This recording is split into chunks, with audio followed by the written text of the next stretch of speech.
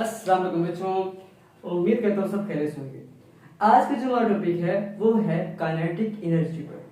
Kinetic energy की तारीफ क्या है, काइनेटिक एनर्जी का फार्मूला क्या है, उसकी एग्जांपल क्या है, उसके बारे में थोड़ा सा बताना है और फिर उसके बाद हमने इसकी इक्वेशन को ड्राइव करना है।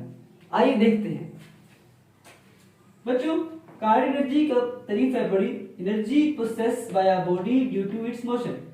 किसी भी बॉडी में उसकी मोशन के लिहाज से एनर्जी को काइनेटिक एनर्जी कहते हैं। बच्चों इसका जो फार्मूला होता है वो है kinetic energy is equal to half M V square. Example क्या है बच्चों, मोशन ऑफ अ कार।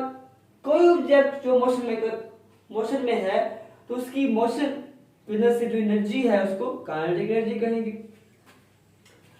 बच्चों कंसीडर करते हैं एक बॉडी है जो मूव कर रही है from point A with a constant speed. एक बॉडी है वो ए पॉइंट से ऐसे आगे मूव कर रही है with a constant speed. Speed क्या है बच्चों, स्पीड जो है वो कांस्टेंट है। Suddenly engine of a car is of. अचानक से उसका इंजन बंद हो जाता है लेकिन बॉडी रुकती नहीं है। अचानक से इंजन बंद हो जाता है लेकिन फिर भी बॉडी जो है वो रुकती नहीं है, वो थोड़ा सा फासला आगे तय करती है।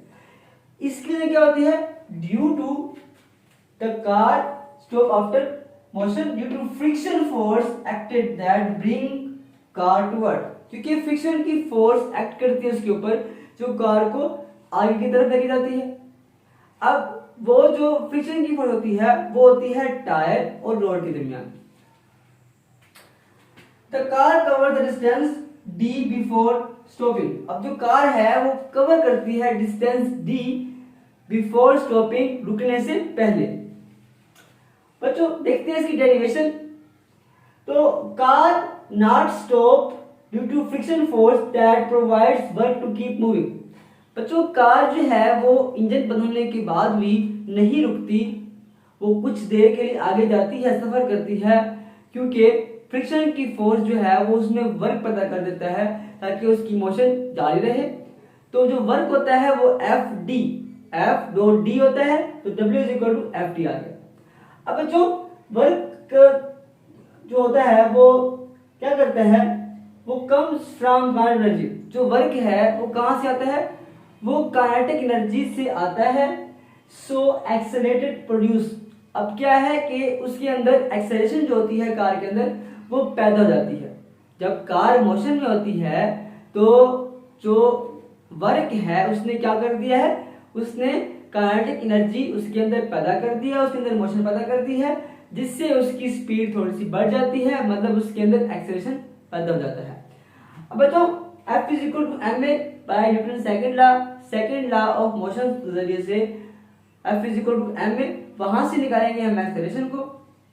अब कार इज स्लो डाउन। बच्चों कार कुछ देर के बाद रुक जाती है, स्लो हो जाती है, उसकी स्पीड वैसे नहीं रहती जैसे वो चल रही थी। जैसे ही इंजन ऑफ हुआ है कार का, कार थोड़ा सा सफर करती है लेकिन उसकी जो स्पीड होती है वो स्लो होती जाती है।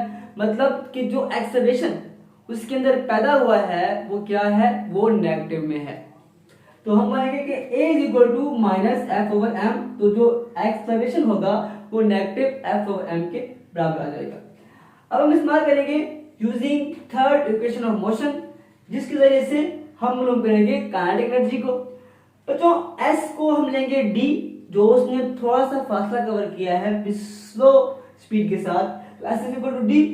vf जब रुक गई है बॉडी तो 0, जब स्टार्ट में थी तो v था, vi को v लेंगे, vf को 0 लेंगे और s को हम d लेंगे। तो 2as को जो फार्मूला होगा वो 2ad is equal to vf square minus vi square बन जाएगा।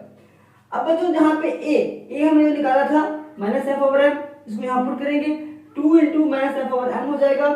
साथ में जहां पे s है वहां पे d आ जाएगा, और जहां पे vf स्क्वायर था वहां पे 0, और जहां पे vi स्क्वायर वहां पे v।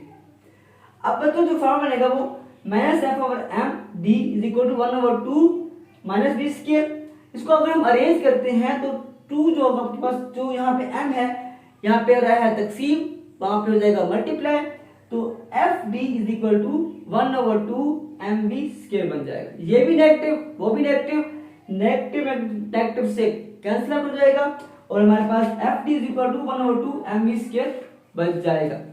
बच्चों जो एफ डी है वो किसके बराबर है, वो है वर्क के बराबर, और work kinetic energy is equal to 1/2 mv square.